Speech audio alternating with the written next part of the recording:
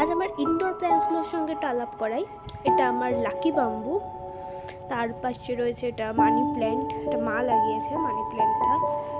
তারপর এখানে অর্কিড রয়েছে, এই পাশেটা অর্কিড, এটা অর্কিড, এটা নারকেলের ছোবার ভিতর বানানো এই পাশেরটা। আর এই বাঁশের যে টপটা এটা বাবা বানিয়েছে।